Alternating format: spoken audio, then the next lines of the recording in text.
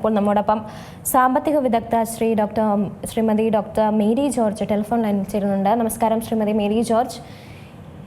ഇപ്പോൾ പ്രവചനങ്ങളൊക്കെ അർത്ഥവത്തായിരിക്കുന്നു. 1 ലക്ഷം കടന്ന സ്വർണം കുതിക്കുന്ന ഒരു സാഹചര്യം അത് കേരളത്തിൽ ഉണ്ടായിരിക്കുന്നു. മലയാളികൾ സ്വർണം മറക്കേണ്ട ഒരു സാഹചര്യത്തിലേക്കാണ് ഈ ഒരു പോക്ക് എന്ന് തന്നെയാണ് മനസ്സിലാക്കേണ്ടതല്ലേ? അതായത് ഇപ്പോ സ്വർണത്തിന്റെ വില 1,01,600 രൂപയിലേക്ക് വർദ്ധിച്ചിരിക്കുകയാണ്. അതായത് ഒറ്റ രാത്രി കൊണ്ടെന്നല്ല, ഇന്ന് പകലാണ് 1,760 രൂപ ഒരു പവന് കൂടി. അതുപോലെ തന്നെ ഒരു ഗ്രാമിന്റെ വില 220 രൂപ കൂടി, അതായത് 12,700 രൂപയിലേക്ക് എത്തിയിരിക്കുന്ന ഒരു ഗ്രാമിന്റെ വില. ഈ വർഷത്തെ മാത്രം വർധനവ് നോക്കിയാൽ തന്നെ 44,700 രൂപ വർദ്ധിച്ചിട്ടുണ്ട്. അപ്പൊ ഇനി നമ്മള് സ്റ്റോക്ക് മാർക്കറ്റിലേക്ക് നോക്കുകയാണെങ്കിൽ സെൻസെക്സിൽ 638 പോയിന്റ് ഗ്രോത്ത് ഉണ്ടായിട്ടുണ്ട്. നിഫ്റ്റിയിലാണെങ്കിൽ 206 പോയിന്റ് വർധനവ് ഉണ്ടായിട്ടുണ്ട്. അപ്പൊ ഓവറോൾ ആയിട്ട് വലിയ ആശങ്കയില്ല ലോക വിപണിയില്.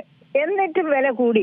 അതിന്റെ പ്രധാനപ്പെട്ട കാരണമാണ് യൂറോപ്പിലും US-ലും ഒക്കെ, അതായത് വെസ്റ്റേൺ കൺട്രീസ് എല്ലാം ക്രിസ്മസ് ഫെസ്റ്റിവലാണ്. ഇപ്പൊ നമുക്ക് ഇവിടെ ദീപാവലി, ഓണം എന്ന് തുടങ്ങിയ ഫെസ്റ്റിവൽസ് വരും. അക്ഷയ തൃതീയ, ഇങ്ങനെയുള്ള ഫെസ്റ്റിവൽസ് ഒക്കെ ഉണ്ടാകുമ്പോൾ വലിയ തോതിൽ സ്വർണം വിൽക്കപ്പെടുന്നത് പോലെ ആഗോള തലത്തിൽ ഏറ്റവും സ്വർണം വിൽക്കപ്പെടുന്ന സീസണാണ് ക്രിസ്മസ് സീസൺ എന്ന് പറയുന്നത്. അപ്പൊ അത് ക്രിസ്മസ് മാത്രമല്ല, ന്യൂ ഇയറും കൂടി വരികയാണ്. ക്രിസ്മസും ന്യൂ ഇയറും ഒരുപോലെ ആഘോഷമാക്കുന്ന രാജ്യങ്ങളാണ് വെസ്റ്റേൺ കൺട്രീസിലുള്ളത് മുഴുവനും. അപ്പൊ അതുകൊണ്ട് ആണ് പ്രധാനമായിട്ടും. പിന്നെ പരോക്ഷമായിട്ട് പറയുകയാണെങ്കിൽ US അവരുടെ ഫെഡ് റേറ്റ്, അതായത് ഫെഡറൽ റിസർവ് റേറ്റ് ഒരു 0.5% ഈ അടുത്തിടെ കുറച്ചിരുന്നു. ഇനിയും കുറയ്ക്കാൻ സാധ്യതയുണ്ട്.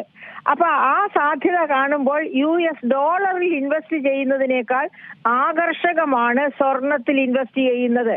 അപ്പൊ ഈ ന്യൂ ഇയർ, അതുപോലെ ക്രിസ്മസ്, ഈ ഫെസ്റ്റിവൽ എന്ന കാരണങ്ങൾ കൂടാതെ അതായത് US ഡോളറിനേക്കാളും അഭികാമ്യമാണ് സ്വർണത്തിൽ ഇൻവെസ്റ്റ് ചെയ്യുന്നത് എന്നുള്ള ഫീലിംഗ്. ഇത് മൂന്നും കൂടി ചേരുമ്പോഴാണ്. അത് മാത്രവുമല്ല, ഒരു ചെറിയ ഇഷ്യൂയും കൂടി ഉണ്ട് US ഡോളറിന്.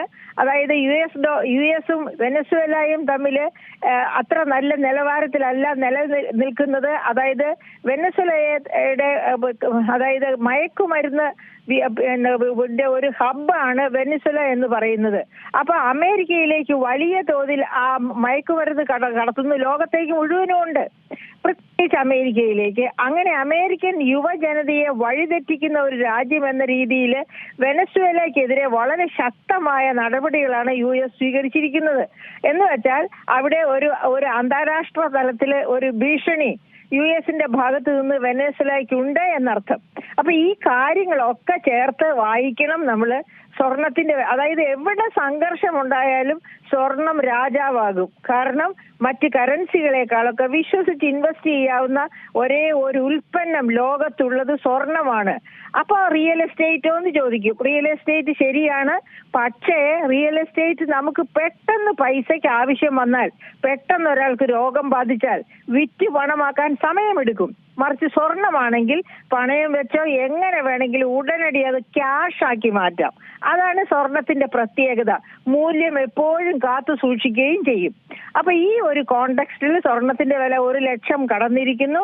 പക്ഷെ ഈ ഫെസ്റ്റിവൽ സീസണും ന്യൂ ഇയർ സീസണും അങ്ങ് കഴിഞ്ഞാല് ഒരു പക്ഷേ എന്നേ ഞാൻ പറയുന്നുള്ളൂ. അപ്പോഴേക്കും മറ്റെന്തെങ്കിലും അന്താരാഷ്ട്ര പ്രശ്നങ്ങൾ ഉടലെടുക്കുമോ എന്ന് നമുക്ക് മുൻകൂട്ടി കാണാൻ പറ്റില്ലല്ലോ. അതുകൊണ്ടാണ് അതായത് ഇതുവരെ ലോകം കണ്ട രീതി അനുസരിച്ചാണെങ്കിൽ സ്വർണത്തിന്റെ വില 1 ലക്ഷത്തിന്റെ താഴേക്ക് വരും. അപ്പോൾ ഇന്ത്യയിലെ കേരളത്തിലെ കൺസ്യൂമേഴ്സിന്, അതായത് ഈ വരുന്ന ജനുവരി, ഫെബ്രുവരി മാസങ്ങളൊക്കെ കല്യാണ മാസങ്ങളാണ്. അപ്പൊ സ്വർണത്തിന് വലിയ ഡിമാൻഡുള്ള മാസങ്ങളാണ്. എങ്കിൽ പോലും ഒരു ജാനുവരി വരെ വെയിറ്റ് ചെയ്യുക, ഒരു 5-6 ദിവസത്തേക്ക് ഇങ്ങോട്ട് വെയിറ്റ് ചെയ്യുക. ഫെസ്റ്റിവൽ സീസൺ കഴിയുമ്പോൾ, യൂറോപ്പിലെ ഫെസ്റ്റിവൽ, വെസ്റ്റേൺ കൺട്രീസിലെ ഫെസ്റ്റിവൽ സീസൺ കഴിയുമ്പോൾ സ്വർണത്തിന്റെ വില പതുക്കെ ഒന്ന് താഴേക്ക് വരാൻ ഇടയുണ്ട്. ഇതിപ്പോൾ ഇനി ആഭരണങ്ങൾ വാങ്ങി നിക്ഷേപിക്കാമെന്ന് ചിലരെങ്കിലും വിചാരിച്ചേക്കാം. കാരണം സ്വർണ്ണവില കൂടുന്നതൊന്നും കണക്കാക്കാതെ ഒരു സുരക്ഷിത നിക്ഷേപം എന്ന നിലയിൽ വാങ്ങി സൂക്ഷിക്കാമെന്നുള്ള ഒരു കാര്യത്തിലേക്കൊക്കെ എത്താനുള്ള സാധ്യതയുണ്ട്. അത് എത്രത്തോളം ഇനി പ്രാവർത്തികമായിരിക്കും ഈ ഒരു നിക്ഷേപം എന്നുള്ളത്? അത് സ്വർണം വാങ്ങി സൂക്ഷിച്ചു വെക്കുക എന്നുള്ളത് വലിയ ഒരു നിക്ഷേപമാണ്. പക്ഷേ സ്വർണ്ണാഭരണമല്ല.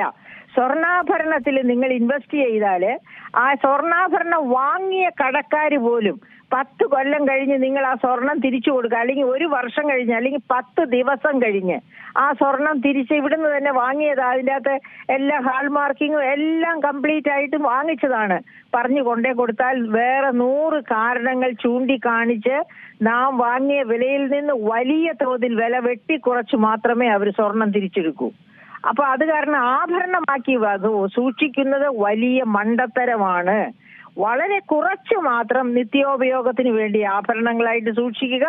ബാക്കി സ്വർണ്ണ ബാറുകളായിട്ടോ സ്വർണ്ണ നാണ്യ അതായത് കോയിൻസ് ആയിട്ടോ ഒക്കെ സൂക്ഷിക്കുന്നതാണ് സേഫ്.